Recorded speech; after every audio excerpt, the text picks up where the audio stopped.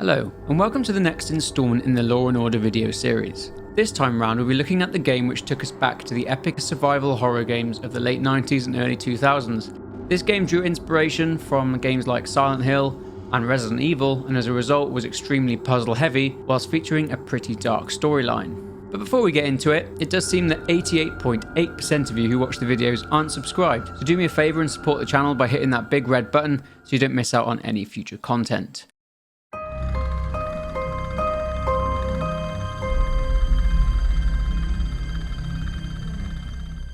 Caroline Walker is sitting in what appears to be her bedroom and the doorbell rings. She receives a letter from a John Doe from the Wildberger hospital with a photograph inside of what looks to be twin girls. This triggers a reaction in Caroline's head, accompanied by a ringing sensation.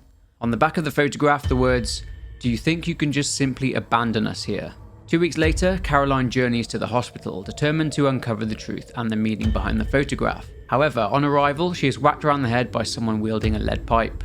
She wakes up hours later and is lying in a bathtub hooked up to a ventilator. She gets out of the bathtub, gets dressed, and is distraught when finding out that her right eye is missing. She regains her composure and escapes from the room. After making her way down to the basement, she comes across a grotesque sight. Some kind of deformed monster in a wheelchair, which chases her. She finds refuge in a room just down the hall, in which a priest appears to be praying over a corpse. The priest informs Caroline that she can get the electric and the lights on by turning on a generator. After having to find some parts to get it running, she manages to do so. After asking the priest about the twins in the photo, the priest informs Caroline that if she wants answers to her questions, she will find those answers in the library. She manages to get to the library and finds out that the twins, called Anna and Emma, are needed for some kind of operation and are needed to awaken the devil. Caroline comes across the priest again, who is eating some soup. Caroline mentions what she found in the library, and the priest mentions an operating room in the west wing of the Wildberger mansion. Caroline makes her way there, solving puzzles along the way, and the priest is standing in the observation room which overlooks the operating room, again reading his Bible. There is a strange man in a radioactive suit with a chandelier walking around the operating table, on top of which lies a naked man. Caroline remarks on this to the priest, but he states that he cannot see anything and that Caroline must be hallucinating. In the operating room, Caroline sees another grotesque monster on the table who has been operated on. Going back to the priest, he mentions to Caroline about shamans from a tribe called the Tismuit Tribe, who danced around the dead to bring them back to life.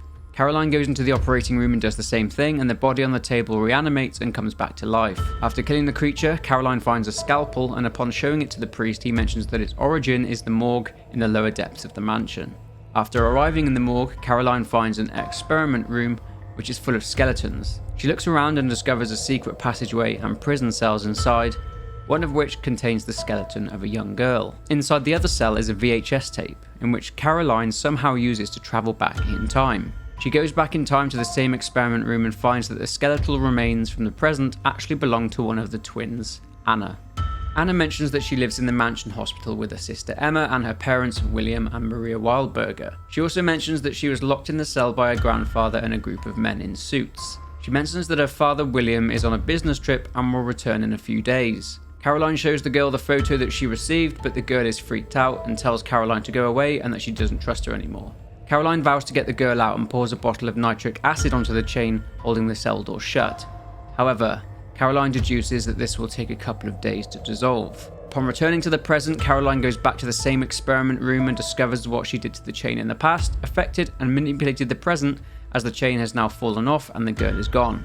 Caroline later finds a VHS tape called Chapel, and it transports her back in time to a few days earlier. She meets the priest, who doesn't recognise her, as if it's his first time meeting her. Caroline later discovers the priest gravely injured, having lost an arm, and she travels to a Silent Hill-esque alternate reality to attach a mannequin arm to a mannequin, mirroring what happened to the priest, which bizarrely attaches his arm back onto his body in the real world. Caroline presses on and comes across a grotesque sight: a floating monster with green and pale skin and patchy hair eating someone's face. She escapes to the office to find William, the twins' father, dead, having been poisoned. Caroline discovers that William was the one who hit Caroline over the head and shut her in the bathroom. Caroline has to solve more puzzles and manages to find a secret entrance to a pumping room, and after doing battle collects an ID card that she needs to use, along with 2 other obtained items, in order to open up a locked door in the main hall. This door leads to a mausoleum. She manages to find a vial and an injector filled with blue liquid that is labelled antidote. Caroline, after solving more puzzles, manages to get to the sewers. Here she finds a room which seems like someone lived in there, deducing that this was a room which Anna was locked up in. In this room is another alternate reality mirror. Stepping through and expecting another messed up, grotesque reality, Caroline is actually shocked to discover that she is standing in her own bedroom hundreds of miles away from the hospital. Very strange. She solves a puzzle and obtains part of a necklace, a sun pendant, which has Emma's name on it. This pairs perfectly with a similar one she found earlier, a moon pendant which has Anna's name on it. Caroline, after leaving the room, comes across a vault door which has 2 retina scanners in order to gain entry. She combines the 2 pendants and places it in a wall mount in the children's room, revealing yet another secret passage. Inside, a music box, which when she plays it triggers memories to come flooding back. She realises that she is in fact Emma, Anna's twin who went missing 14 years earlier. Twins were abducted but saved by their mother, and Emma fell off a bridge into some water. She realises that her sister is locked down inside the vault somewhere and vows to save her. Caroline finds another VHS tape which allows her to travel back in time again, but this time she sees herself in the bathtub and, yep, you know what's coming next. She is the one who took her own eye in order to be able to open up the retina scanner. After opening the vault using both of her eyes, the vault door opens and the priest turns up, revealing himself to be Anna and Emma, Caroline's grandfather Noah, who abducted the twins along with the men in suits. He tells Caroline that he blames their stupid mother for trying to save the twins and stopping him sacrificing them. He mentions that this would have been a sacrifice that would have brought back their saviour. Noah disappears, and after fighting her way through the vault, Caroline comes across Noah in a preparation room. Next to Noah is the floating ghostly monster Caroline saw before, this time strapped to a metal cross. He mentions that this is Anna. Noah mentions that he orchestrated all of this. He disappears, but not before unleashing 4 cult members on Caroline. She defeats them and obtains a strange cross-shaped key and approaches the ghostly monster. She injects it with the antidote and it falls to the ground, its appearance slowly fading back to normal. Holding her sister in her arms, Anna then dies. Caroline vows to stop Noah, grabs some bolt cutters from the metal cross, and goes to confront him.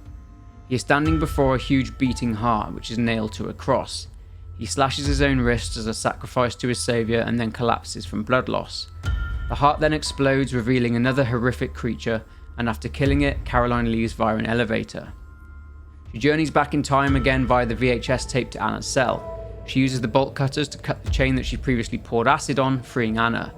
Using the cross key that she obtained before, Caroline uses it on the front door, which was previously locked, and leaves with her sister. The game then ends. Now there are 2 alternate endings which involve Caroline leaving without using the antidote on Anna, leading to Anna attacking Caroline as she leaves, and also where she uses the antidote but doesn't free Anna in the past, leaving without her. But the good ending is considered to be the first one. Anyway, that's the plot, so let's dive into why and how this got started, as the events behind much of this game's narrative took place way before the events of the game. The location where this game takes place is an island in Canada called Blackwood Island. Around 500 years before the events of the game, this island was inhabited by an Aboriginal tribe called the Tismuit, who carried out ritual sacrifices of twins, offering their blood with the aim of bringing back their god in order to restore duality to the world. They believed that twins had magical blood which allowed the two to be able to communicate via thought alone. Many years later, skeletons of 10-year-old children were found on the island, and they were buried in pairs, with every pair that were found were deemed to be twins. They performed ritualistic practices such as walking around a dead body multiple times when there was no moon present, carrying a light source until that body came back to life. Now, before we dive into the next part, we need to briefly look at the family connection in order to work out who is who, as it will make greater sense knowing who everyone is in relation. So we know that William and Maria Wildberger were married and had 2 daughters, twins Emma and Anna. Emma and Anna's grandparents were Noah Morissette and Bertram Wildberger. Noah was Maria's father and Bertram was William's father. Although it's not really clear when Bertram Wildberger was born, it's made clear to us that in the year 1927 Bertram came across a book regarding bringing about the rebirth of a god. Bertram is excited as he feels he's now found his life's purpose. He reads about the Pollux sect, an old cult who worship the saviour and whose main goal was resurrecting and rebirthing this god. He sets about this task, becoming the high priest of the Pollux sect. Bertram, who was a doctor at Winter Lake Hospital, was married to Christina, and at some point they had a son, William. However, shortly after, Christina died, but this gave Bertram more resolve to accomplish his task. 9 years later, William sees his father entering the basement of the hospital, so he follows him. He sees his father join up with a group of men wearing radiation suits and banging metal hammers on the ground. Through Bertram's diary, we see that in 1946, Bertram and his group kidnapped a set of twins from the town and offered their blood as a sacrifice. We read that while this was a success and that an egg they created continues to develop, it appears to emit more and more radiation the more it grows. Bertram notices that due to the radiation, some of the members of the Pollux sect have burns on their skin, so he creates a plasma to apply to their skin after rituals to help protect them, along with the radiation suits which he hoped would help the sect members until the birth of their saviour.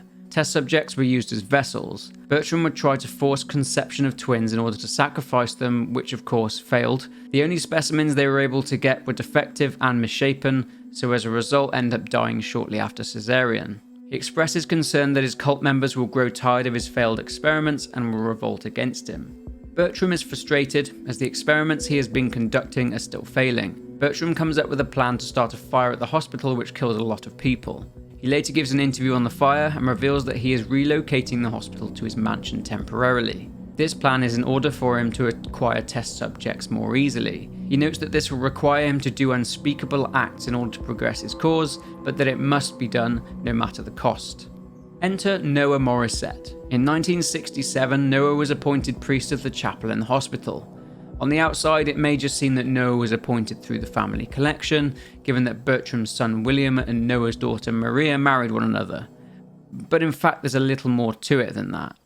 We find a report from 1916 at Winterlake Hospital that Noah is one of twins. He was born successfully, but his brother Methushael died as soon as the umbilical cord was cut, but it's not clear as to why. Noah held contempt for the fact that his brother died, and as a result he hated himself, his mother and the doctors. He, at some point, came across the legends of the Tismuit Tribe and their sacrifices of twins. Noah felt that his birthright had been stolen from him, and felt that he and his brother were meant to be sacrificed to the underground god, but as he is no longer a twin, he cannot give himself as a sacrifice. It's clear that Bertram and Noah had the same goal, and that's why he was appointed as priest. Anyway, it turns out that one of the test subjects was Bertram's own daughter-in-law Maria. He had been implanting her with fertilized eggs, but Maria suspected nothing, along with her husband and Bertram's son William. They just thought it was a natural conception. Eventually, in 1971, they completed their attempt. Anna and Emma are born. In line with Tismuit Tribe practices, they now have to wait 10 years until the twins have reached 10 years of age and then sacrifice them. The cult members have peace about their goals now and are no longer on the verge of rebelling. However, this doesn't last long as they grow tired around 8 years later and demand to sacrifice the girls now rather than wait. He appeases them by setting a date for the ritual. On the 14th of November 1980, this day of sacrifice arrived. The twin girls are sent to their room by their mother after they witness something horrific in the forest and ruin the dresses that their mother made for them. Noah puts a sedative in Maria's drink, but she is actually aware of this and spits the drink out. With Noah and his fellow cult members having taken the girls, she follows them and hears her father stating that if everything goes as planned, he will be the next leader of the Pollux sect. Maria follows them to the mausoleum and the girls are tied up. Maria attacks the man who is preparing the girls for the ritual. He goes to attack Maria in return but is shot by Bertram, who has had a change of heart. He helps Maria and the girls escape by saying there is a small fishing boat at the town's port and there will be someone there waiting for them. Bertram seals the vault from the inside, locking it for years to come. He is eventually killed defending the vault door. As they are escaping, Maria's skin starts to change. This is from the radiation in the vault as she wasn't wearing a suit. They are chased onto a small, unstable bridge and Emma falls, and Maria and Anna are captured again. Noah locks Anna up, exclaiming that without her sister, he can't open the vault door, so he tells Anna that she's basically useless and she has no purpose anymore. This was until the present day, of course, when Noah somehow found Caroline, sent the photo to her, luring her to the mansion. Now, I'm not exactly sure how the Pollux sect members survived all that time down in the vault until Caroline opened it back up again, but we do find a diary stating that the Pollux sect didn't take their protective suits off, not because they were mitigating the radiation, but instead because they were terrified of what their bodies looked like underneath the suits. It is possible that in their mutated state, they were actually feeding off of the radiation. So, as we know, while all this drama was unfolding, William was away on a business trip. He returned to find that his daughters were missing, his father is dead, and his wife is afflicted with a mysterious illness. After seeing his wife in the state that she is in, he commits to finding a cure for her. William, over the years, does find a cure by doing various tests, eventually creating an antidote. Years later, in 1994, Caroline arrives at the mansion. It's revealed that William was the one who hit her around the head and attached her to the machines in the bathroom. He planned to use her as another test subject, but was annoyed that she escaped. In his frustration, he injected Maria with it later that day, and then the same thing happened that occurred when Caroline injected Anna. Her features returned to normal, and she informed him that her father took the girls and then she passed away. He vows to kill Noah, but his last diary entry reveals that he has been poisoned and he dies too. So it's implied that the egg, or the deity that the Pollock sect are trying to resurrect, emits some kind of fatal radiation that doesn't just stop at making people sick. It appears to be causing a strange kind of sickness too. They exhibited violent behaviour and bizarrely merged together with the metals and hospital equipment next to them. But why, when Maria went down into the vault, was she afflicted with radiation, but the two girls weren't? I mean, they were down there longer than Maria was, so why didn't they get sick? So I mentioned earlier that the ritual had to be carried out using twins who had reached the age of 10 years old. I also mentioned that the Pollock sect members got tired of waiting, so they moved the ritual date forward. It's quite possible that anyone under the age of 10 was immune to this radiation, therefore the children didn't get sick. It's only after Anna is in prison for a while that it's noted that she started to suffer changes to her skin and her appearance until she ended up like this. However, again, this doesn't make much sense as Caroline enters the vault as an adult and again doesn't get sick.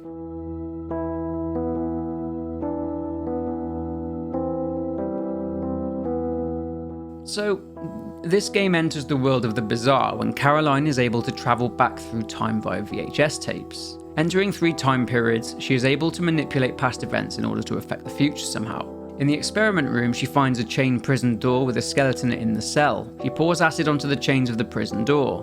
When she returns to the present, the chains previously on the door are now broken. So what changed? Well, in a diary entry we see that Anna was able to escape and hide somewhere in the mansion, but was captured by Noah and imprisoned in the sewers instead. As a result of this manipulation, Anna didn't die in that cell, meaning that the skeleton belonging to Anna was no longer there. She goes back through the past again after the mutated Anna died due to the antidote in the present, cuts the chains on the cell, which are dissolving due to the acid.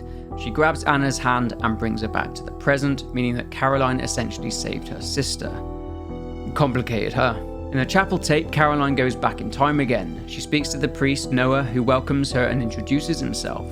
This manipulates the present, as when Caroline wakes up, escapes the first mutant and meets Noah for the first time, he exclaims to Caroline that he's actually met her before in the chapel a few days earlier, to which Caroline actually has no memory of. She also uses this tape to freeze some blood, and as it will take hours, she goes back to the present to grab it in its frozen state.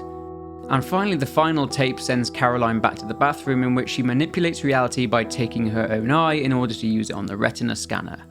Full circle, I guess.